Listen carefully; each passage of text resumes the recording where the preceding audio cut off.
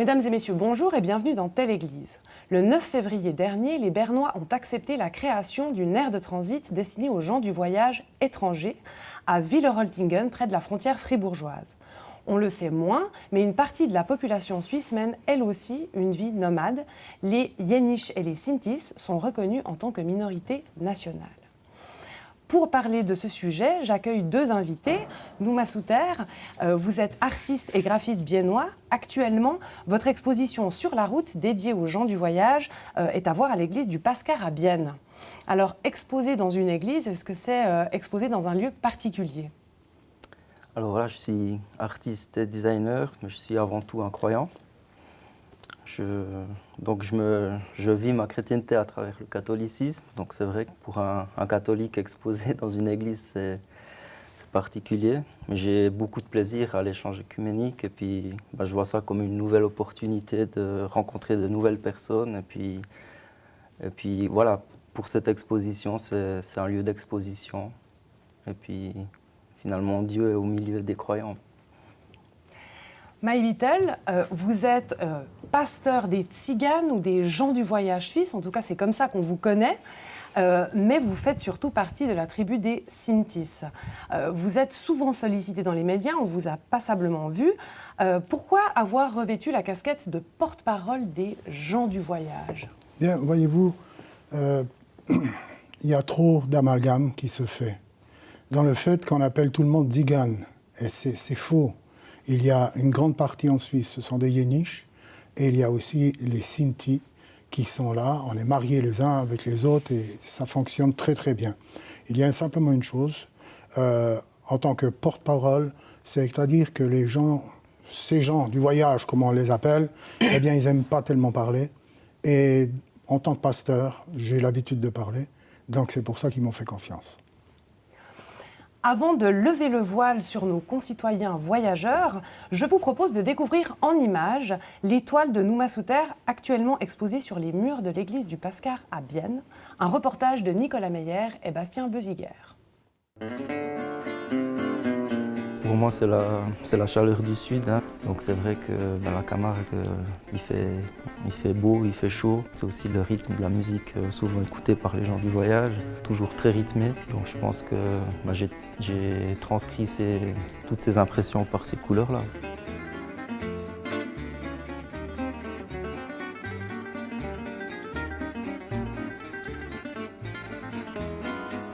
J'ai abordé la thématique des gens du voyage pendant une durée de 3 à 4 ans. J'ai rencontré beaucoup de voyageurs différents, autant sur le sol suisse qu'à l'étranger. J'ai aussi fait des ateliers avec des gens du voyage, ou aussi dans des cités avec des jeunes en difficulté, à travers la thématique du voyage. Donc j'ai vraiment, sur cette durée des 3-4 ans, eu un bel aperçu très hétéroclite, quoi. Alors là, en fait, c'est un de mes tout premiers travaux que j'avais réalisé sur la thématique avec les gens du voyage.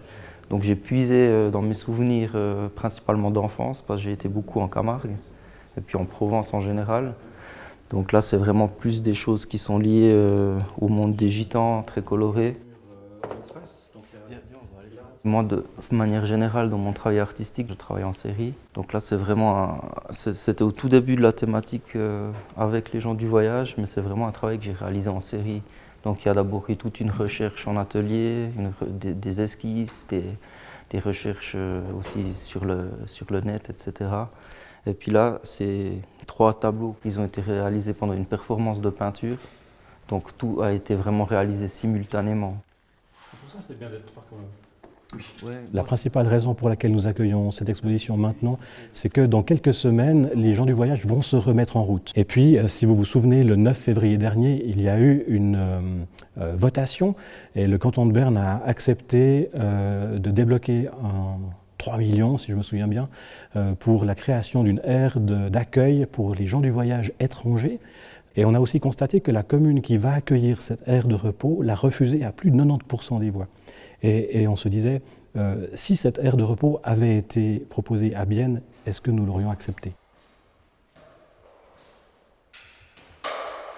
C'est très important de casser des préjugés. Pour nous, nous avons la conviction que Dieu n'a aucun préjugé sur les êtres humains que nous sommes, hommes, femmes, de quelque mode de vie que nous soyons. Et c'est vraiment un peu le but, une information par rapport à notamment ce groupe de population et qui nous permet ensuite de mieux les comprendre et de mieux les accepter. Moi, je suis quelqu'un de croyant qui est catholique, donc c'est vrai que d'exposer dans une église, c'est pas quelque chose que nous, on ferait. Donc là, je parle au nom des catholiques. Mais je suis aussi aumônier militaire, donc c'est toujours ce que je dis aux jeunes, donc aux soldats quand je leur parle. Je suis là autant pour les athées que tout un chacun. Donc là, voilà, je vois plus cette église comme un lieu d'exposition, et puis je me suis distancé peut-être de l'approche du catholique par rapport à une église.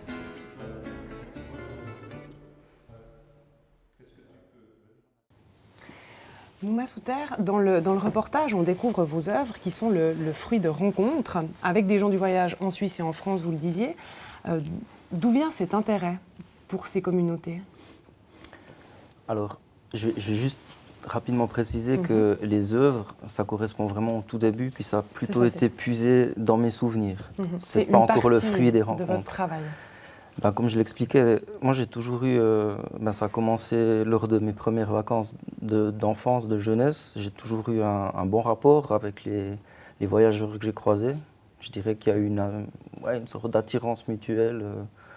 Et puis j'ai eu des rapports souvent très brefs, ou bien des fois un petit peu moins, où on a bavardé un peu plus. Et puis c'est une communauté que j'avais envie de mieux connaître. Moi, en tant qu'artiste, je m'intéresse beaucoup à l'autre, en fait. Je m'intéresse beaucoup aux différentes cultures, je m'intéresse beaucoup aux différentes couleurs, aux différentes saveurs. Et puis, il y a toujours un intérêt d'aller à la rencontre de cette autre personne, en fait. Est-ce que vous avez perçu des différences, on va dire, entre les communautés que vous avez pu rencontrer en France et les communautés ici en Suisse, notamment les Yéniches? Alors moi, c'est ce que je dis toujours, c'est pas la première fois qu'on me pose la question. Je dis de manière générale, au sein de chaque famille, il y a toujours des différences. Donc moi, j'ai toujours été un invité qui a été bien reçu, mais je ne peux pas maintenant dire qu'il y avait telle et telle différence, parce que mon travail d'immersion, il était beaucoup trop superficiel, en fait, pour maintenant marquer les différences. Puis après, moi, comme artiste, c'est pas mon... Moi, voilà, j'ai toujours essayé de travailler avec ces communautés, avec ces gens qui m'ont finalement qui m'ont ouvert une partie de leur vie, et puis pas de les dépeindre, pas de les décrire. Parce que ça va à l'encontre totale de ma vision de l'art et puis de la société d'aujourd'hui. Vous n'avez pas voulu les dépeindre, mais quelque part, en tant que spectateur, le public va percevoir quelque chose. Vous espérez qu'il va percevoir quoi? Alors ça fait longtemps que j'espère pas pouvoir diriger le public dans une direction ou une autre. Après, moi j'ai abordé cette thématique. Des thématiques en fait, parce qu'il y a plein de sous-thématiques dans ce travail que j'ai réalisé pendant ces 4 ans. Et puis ce que j'espère, c'est intriguer le visiteur en fait. C'est l'inviter à se poser des questions. Et puis je dis toujours, finalement, ces travaux, c'est aussi un tremplin pour les gens du voyage ou les représentants des gens du voyage pour eux prendre la parole. Finalement, je suis une sorte de témoin entre un public plus large et puis les différentes communautés. Alors, prendre la parole, My Beatle, vous le faites depuis longtemps. Est-ce que vous pouvez nous dire qui sont les Sinti dont vous faites partie, en fait, parce que beaucoup de gens ici ignorent qui ils sont. Mais écoutez, il y a un vocable d'ensemble qui nous a été collé au IXe siècle. On les appelait les Tziganes. Tziganes, on leur a donné aussi un nom, parce qu'ils disaient venir de la petite Égypte. On les appelait Égyptiens, ensuite on les appelait Gypsy, et le nom est resté. Comme par exemple, il y a tous ces noms qui nous ont été collés après coup, comme par exemple Gens du voyage. Nous voulons avoir notre nom, parce qu'on ne peut pas appeler un Bernois, disons, on ne peut pas l'appeler Genevois, ça ne va pas. Alors, il y a un vocable d'ensemble qui commence à venir. On est tous des Roms. Mais moi, je ne suis pas un Rom. Moi, je suis un Sinto. Et chez nous, en Suisse, nous avons des Yéniches en majorité, et ces Yéniches, ce ne sont pas des Roms. Donc, un Shinto, d'où on vient? Eh bien, écoutez, on vient, ça se perd dans la nuit des temps. Nous avons quitté l'Inde il y a environ 1300 ans. D'où sommes-nous venus en Inde? On n'en sait rien. Je sais une chose, c'est qu'aujourd'hui, en tant que chrétien, je sais où je vais.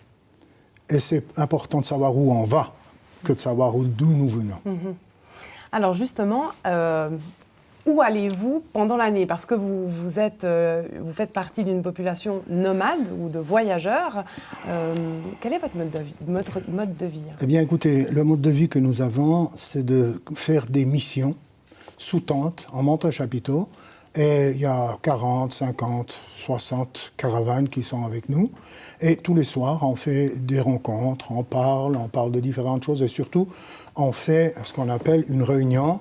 La réunion, elle se fait de cette manière-là. Il y a de la musique, des témoignages. Il y a, surtout chez nous, la foi sans la musique, ça, c'est pas ça. Il nous faut de la musique. Et la musique est importante chez nous, parce que c'est un moyen d'expression qui est important. Donc, pour cela, il y a la musique, et surtout, ce que nous avons découvert, c'est la parole de Dieu telle qu'elle est. Et elle n'est ni catholique ni protestante. C'est la parole de Dieu, et la parole de Dieu parle à tout le monde. Et donc, ces missions, elles se mènent du printemps à l'automne, pendant la période où, justement, vous voyagez en Suisse. Le reste du temps, où est-ce que vous... Eh bien, écoutez, en ce qui me concerne, nous sommes à Céligny, d'autres sont ailleurs. Mais il y a une chose qui est importante, c'est que, en tant que citoyen suisse, avec un passeport à croix blanche, je n'ai aucun problème. Dès que je commence à voyager avec ma caravane, les problèmes commencent. En Suisse, malheureusement, on a le droit de voyager, mais on n'a pas le droit de s'arrêter. Rien n'a été prévu. Quand on dit qu'on a fait une place pour les gens du voyage, il faut bien souligner que c'est pour les étrangers. On a donné 3 millions et je remercie les personnes et tous ceux qui ont voté pour ce crédit, parce que c'est important que les gens du voyage étrangers, ils aient aussi un emplacement. Mais je dis bien aussi, mais j'aimerais dire aussi que nous, on est dans l'ombre. Et on ne nous fait pas de place pour nous. Alors, on va revenir justement sur cette difficulté de voyager. Je voulais juste revenir sur votre mode de vie. Donc, on a parlé de l'endroit où vous viviez en hiver, le restant de l'année où vous voyagez. Comment ça se passe, par exemple, avec les enfants, la scolarité, et puis de quoi est-ce que vous vivez? Oui, alors la scolarité, c'est assez simple chez nous. On met les enfants donc c'est une scolarisation tout à fait normale. Et pendant le temps, il ne faut pas que l'école devienne un obstacle au nomadisme. Et alors, pendant ce temps que nous nomadisons, je prends le cas de mes enfants à Genève, eh bien, ils prenaient des devoirs avec. Et quand on rentrait, pendant tout l'été, ils faisaient leurs devoirs et ils ramenaient leurs devoirs et ils étaient à peu près au même niveau que leurs petits copains. Alors, pour dire, mes enfants savent lire, écrire, ils sont très très bien. De quoi vivons-nous? C'est pourtant simple, on s'adapte. On est le peuple le plus... on arrive à s'adapter aujourd'hui. On faisait la vannerie, on faisait l'affûtage. Aujourd'hui, on va trouver des entreprises qui font de la peinture, ils font des choses sur les nettoyages, et ainsi de suite. On s'adapte, et nous sommes un peuple vraiment qui s'adapte au moment présent. Et demain, s'il y a quelque chose d'autre, on fera quelque chose d'autre. Mais il faut toujours que ce soit avec les autorisations que nous avons pour pouvoir les faire. Alors, on le disait, vous l'avez déjà évoqué, malgré la reconnaissance que vous avez en tant que minorité, voyager en Suisse, ça n'est pas de tout repos. À partir du moment où vous voyagez, ça devient compliqué. La principale difficulté, quelle est-elle ? Eh bien, écoutez, pendant près de 50 ans, on nous a ôté nos enfants avec l'action de Pro Juventud. Et pendant 50 ans, on n'a eu que des problèmes. Alors les gens, ils se cachaient et on voyageait cachés. Aujourd'hui, les gens, ils ont mis leur nez dans nos affaires. Donc maintenant, il faut qu'on discute. On ne peut pas aller plus bas qu'en arrière. Après, il y a le mur et puis ça ne va pas plus loin. On avance. Ce que les gens, ils avaient peur de nous, donc ça nous protégeait à quelque part. Mais il y a une chose qui est vraie. Pour quelle raison on continue le voyage? Eh bien, parce que c'est dans les gènes et on continuera. Et ce qui est important, c'est que les communes, les cantons et les paysans qui ont un emplacement, qu'ils essayent avec nous, ils verront, ils ne seront pas déçus. Tout fonctionne très bien.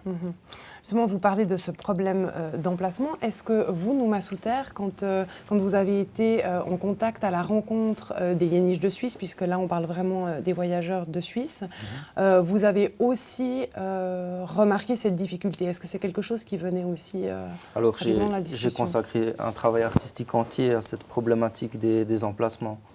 Parce que c'est clair que c'est une préoccupation centrale pour les Sintis ou les Yéniches suisses. Ou les voyageurs en transit, c'est toujours, la voiture elle tourne, mais quand on s'arrête où? Et puis pendant combien de temps? Donc c'est clair que j'ai consacré tout un travail entier, c'est mon dernier travail d'ailleurs, à cette problématique des emplacements. Ce travail-là, il est visible sur mon site internet, il ne rentre pas dans le cadre maintenant de l'exposition à l'église du Pascar. Mais c'est clair que j'ai commencé avec les peintures, puisé principalement dans mes souvenirs, et puis après je me suis penché justement sur la thématique du travail, parce que il y a plein de gens ici, mais ces gitans, ils sont toujours en vacances. Et puis il y a un petit peu comme, je sais pas, une image romantique entre le flamenco, le feu, et puis les vacances éternelles.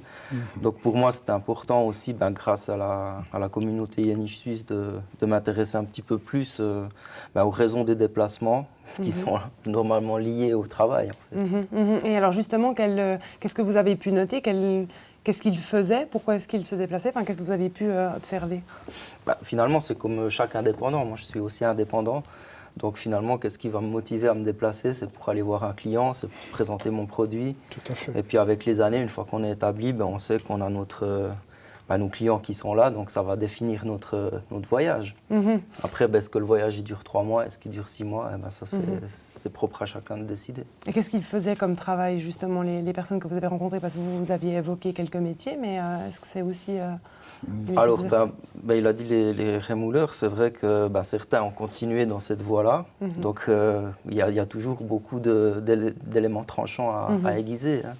Donc, certains aiguisent des lames de grosses machines, des choses, ils se sont vraiment spécialisés. Oui. Parce qu'en principe, un voyageur qui est rémouleur aujourd'hui, il va dire, moi c'est plutôt les petits couteaux, les ciseaux, ou bien moi c'est plutôt les pièces de mécanique. Enfin, ils ne vont pas tout faire, c'est pas possible. Donc ça, c'est un métier qui est encore pratiqué aujourd'hui. Un des métiers aussi qui est connu, je dirais, c'est celui de ferrailleur. Il y en a beaucoup qui pratiquent encore ça, puis qui ont très bien réussi, hein, qui ont monté des grandes sociétés.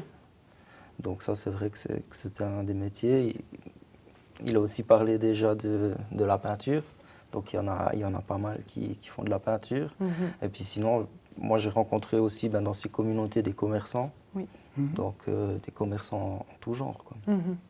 Donc on se déplace pour travailler, évidemment, vous l'avez évoqué, mais on se déplace pas si facilement que ça. Vous avez expliqué justement le fait qu'il n'y a pas assez de place justement pour pouvoir s'installer et donc pour pouvoir aussi travailler. J'imagine que ça a des conséquences aussi là-dessus.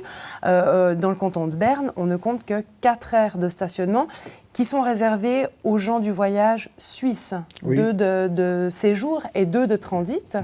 Donc vous me le disiez lors de la préparation, c'est pas assez. Donc les conséquences, c'est qu'on a des occupations illégales. Écoutez, on nous oblige à vivre dans l'illégalité par le fait qu'on ne nous donne pas de légalité. Mais nous, notre voyage, on l'a toujours eu, ça a toujours été. Donc il faut que maintenant cette illégalité devienne une fois légale. Et ça, c'est pas à nous de le faire, c'est les lois qui doivent changer. Alors, mais quels sont vos moyens d'action? Les actions, écoutez, on parle au niveau fédéral, on parle à différents niveaux. On essaye de faire... par exemple, je suis aussi expert auprès du Conseil de l'Europe. On essaye de faire avancer les choses un peu partout.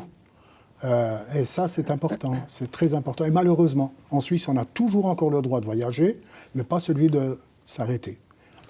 Ou alors, aujourd'hui, on prend un billet de train, on monte dans les Franches-Montagnes et on revient avec une caravane tirée par des chevaux. C'est romantique, il y a le petit feu de bois, c'est fantastique, c'est tout. Alors pour ça, tout est OK.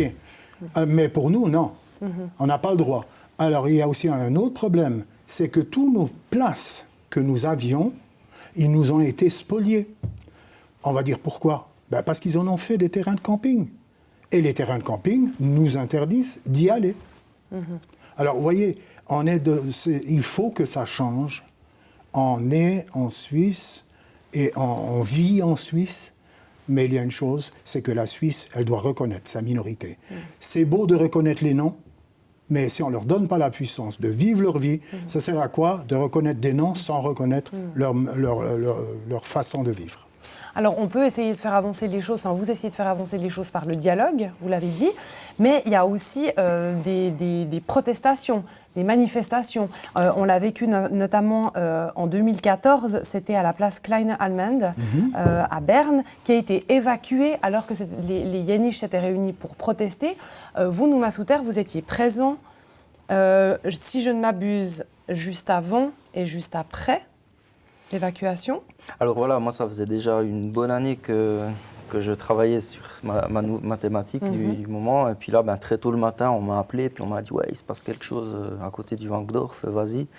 Donc moi, je me suis rendu sur place le plus rapidement possible. C'était le matin, mais il y avait déjà eu quelques événements.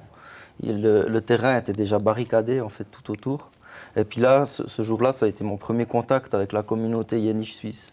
Jusque-là, j'avais justement eu contact principalement en France avec différents groupes. Puis c'est comme ça que j'ai rencontré les Yéniches suisses. Et puis moi, quand je suis arrivé, j'ai enjambé les barrières et puis je suis allé à l'intérieur du terrain. Et puis depuis ce moment-là, j'ai passé la journée avec eux. Je me suis présenté rapidement et puis après, j'ai été bien accueilli malgré toute l'émotion qu'il y avait sur ce terrain. Et puis voilà, après je suis un peu passé de famille en famille pour continuer à me présenter. Et puis comme ça, les gens savaient qui j'étais. Parce qu'il y avait aussi Amnesty International par la suite qui arrivait. Il y avait des journalistes, il y avait toujours plus de policiers. C'était vraiment une journée remplie d'émotions. Et puis c'est justement je reviens sur cette journée-là, le 30 mars, avec le recueil de témoignages et la projection. Donc dans un événement qui entoure l'exposition. Voilà, donc là, pour les gens que ça intéresse, je les invite à venir le 30 et puis on pourra en parler plus dans le détail. Oui, parce que vous l'avez dit, c'était une journée pleine d'émotions, pour eux comme pour vous. Alors, je pense que pour eux comme pour moi, et puis j'ai envie de dire que, j'ai ressenti chez certains policiers qu'ils n'étaient pas fiers non plus, quoi. Ils faisaient finalement ce qu'on leur a demandé de faire, mais c'était un sale moment. Et puis justement, ce que je trouve horrible, c'est que finalement, ça s'est passé, puis c'est déjà bien oublié. Il y a eu quelques articles dans les journaux par la suite, et puis c'est oublié, c'est rangé. Mais je trouve que ce qui s'est passé ce jour-là, c'est honteux. Et puis, si je devais résumer cette journée-là, je dirais que c'est la honte que j'ai eue en tant que citoyen suisse. Le problème qu'il y a eu encore en plus, c'est qu'on a pris les enfants et on les a marqués. On les a marqués. Et nous, pendant toute la dernière guerre mondiale, nos gens, ils étaient marqués dans les camps de concentration. Et ça a ravivé tout cela, tout le mal qui nous a été fait. Et on voyait ici, en Suisse, rendez-vous compte, en Suisse, on tatouait ici des numéros. Voilà. C'était terrible. C'est la chose la plus honteuse. Justement, je reviendrai sur ces numéros lors de la projection. En fait, c'est pas que les enfants, tous les membres de la communauté ont dû porter un bracelet. Et puis ils avaient un numéro. Et puis moi, j'ai vu une dame qui portait son bracelet avec un numéro, puis qu'un petit peu plus haut, elle en avait un autre qui était tatoué. Donc c'est vous expliquer, j'entends finalement ce qui s'est passé pendant la Deuxième Guerre mondiale avec toutes ces déportations et tout, c'est mal digéré parce que ça a été aussi mal reconnu. Par exemple, si on compare par rapport à d'autres communautés qui ont subi la même chose, pour lesquelles c'est beaucoup plus reconnu, chez les communautés des gens du voyage, c'est mal reconnu, il y a des cicatrices qui ne sont pas fermées. Et puis d'avoir fait vivre ça, une deuxième fois, j'entends. Et puis, bah voilà, moi, si j'ai dit que mon sentiment, c'était la honte, bah, ça s'est passé dans mon pays, et puis bah, j'ai été témoin de ça. Moi, j'ai toujours je dis toujours que je ne suis pas le porte-parole ni le défenseur des gens du voyage, mais là, en l'occurrence, j'étais avec eux et je l'ai vu. Donc, je sais ce que j'ai vu, et puis... Ouais, voilà. Mais c'est un grave problème. Et vous savez, là-bas, on a pu le voir avec que les personnes, ils étaient tatoués et inscrits avec des numéros. On a pu le voir. Mais aujourd'hui, c'est exactement la même chose. Regardez, on dit il y a 4 places. Vous savez, des places pour les... Alors ça, c'est pour les Yéniches, pour les Sinti. Oui. Il y a 4 caravanes qui peuvent se mettre. Oui. Si je vais, moi, seulement avec ma famille, mes enfants, ma famille proche, on est 40 caravanes. Où c'est que vous voulez que je me mette sur une place comme ça là? Il faudrait quand même qu'ils réfléchissent un peu plus haut. S'ils veulent faire des places, eh bien, qu'ils fassent des places qui correspondent et qui viennent nous demander ce qu'on a besoin. Non, ils veulent nous imposer des choses qui ne correspondent à rien. Parce qu'ils l'ont lu dans un journal ou dans un truc où ça fait 500 ans en arrière. Non, c'est pas comme ça. Nous vivons aujourd'hui. Et aujourd'hui, on a des problèmes. Et il faut que les gens le sachent aussi. Alors justement, quand on vous entend parler de votre réalité aujourd'hui, quand vous évoquez ce qui s'est passé en 2014, on en vient à se demander si la future génération ne va pas finalement se sédentariser, vu la difficulté de vivre la vie nomade aujourd'hui. Alors écoutez, non. Pourquoi ? Pourquoi ? Parce qu'il y en a de plus en plus qui ont été sédentarisés jusqu'à maintenant et qui se mettent à voyager avec nous. Malgré les difficultés, les brimades et les difficultés avec les places qui n'existent pas et avec la police qu'on a tout le temps sur le dos, eh bien, laissez-moi vous dire qu'il y a de plus en plus de jeunes qui se mettent à voyager avec nous. Et ça, c'est un signal positif que nous sommes vivants et que notre jeunesse, elle sait ce que c'est que vivre. Merci à vous deux pour vos réponses. Nous arrivons au terme de cette émission. On rappelle encore que l'exposition Sur la route de Nouma Souter est à découvrir à l'église du Pascar à Bienne jusqu'au 2 mai, du mercredi au samedi de 14h à 18h. Et on l'a dit, différents événements auront lieu autour, notamment un atelier de dessin avec l'artiste et un culte en présence des Yéniches. Merci Maï Bittel, merci Nouma Souter. Merci à vous de nous avoir suivis et à très bientôt dans Telle Église.